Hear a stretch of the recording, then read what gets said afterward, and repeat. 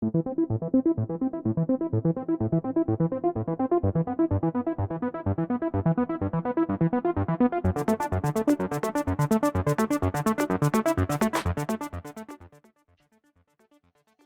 hello everybody, this is Anthony from Trader's Ultimate Edge. We're going to talk about the Oscillator. This is the TUE Oscillator. You can see this down in the lower panel right here. So let me show you what it does. And the only other indicators that we have running are the algo and the candlesticks at the moment. It's the 3-minute on the ES. So we can look here. We started the day coming down with a fall. See the oscillator just kind of trending downward right here until it crosses upward. When it crosses upward, you'll see that also corresponds with one of the take profit signals, and that's an indication that we may get a reversal, or at the very least, track sideways, which is what happened. Ended up just kind of going sideways right here until we got another move down. Now, when we're moving sideways and you have another crossover after the sideways movement, that usually tells you which way you're going to go, and indeed we went down. See here, so where it crosses down. Come on down over here. We get another crossover to the upside right here, which corresponds to nearly the bottom of the move, and then we go sideways again. As we go sideways again, you notice that the oscillator pushes up, but again, we're going up, going sideways, so what happens? We'll wait for the next crossover. Here's the next crossover to the downside, and down we go. This is a real nice downward movement. This right here, it goes to right about here. Here's the next crossover. Okay, it crosses over and comes back up. You see looking kind of weak, and in general, this trend was a little bit weaker because you can see two zones of consolidation. This was probably a fib line. This one here is a trend line. So a couple areas of consolidation, very weak pushing up. Wouldn't really try to take a trade in this area. So when you see these short entries coming in from the algo, you could effectively ignore them. So not really going right with the oscillator here, right?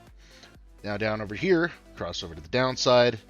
Downside, we're down below support, and it gives us a short entry with a nice scalp right there, right into the bottom. Now this was the bottom of the day, and it is ended with another crossover. It's kind of hard to see, but it does cross back up over its top side right there, and the oscillator picked out the exact bottom of the day so far. Okay, pushes back up.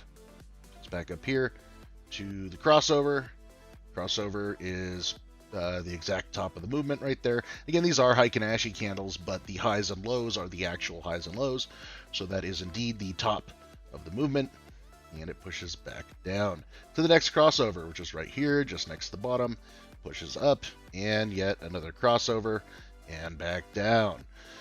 So if you're looking to trade in an area of consolidation, as long as you have good support and resistance on your charts, or you want to combine this with something else, like if you want to combine it with the algo and find which entries are going to be more profitable than others, you can do it like with this. Otherwise, all of these entries, you could have kept a couple of points on if you just wanted to scalp it. Pretty much every single algo entry will give you a couple of points on the ES, but this can help you find which ones are going to be more reliable than others, and also help you find the tops and bottoms of moves. Now the oscillator, you can see it looks very similar to a MACD, and in fact, it, well, what's the right way to put this? It's a predictive MACD. It's my version of a MACD. It uses my predictive math that I use in a bunch of other indicators, and it is created to be much faster than the MACD, right? MACD is very lagging. This happens pretty much right at the top. It pretty much gives you the exact crossover. So that's what we got there. You read it the same way as a MACD, by the way. The histogram in the middle shows you the separation between the two lines, exactly the same way as a MACD. And also, you do have divergence in this, just like a MACD. I'll show you the example here. You've got a higher high here, lower high here, but a higher high in price, which will lead to a fall. And of course, a fall. So you can also read divergences the same way as you do in a MACD. So that is the TUE oscillator. It does also have settings to increase the length if you would like to increase or decrease the length, but this is the way that I like it. It comes pre-programmed like this stock. So thank you for listening.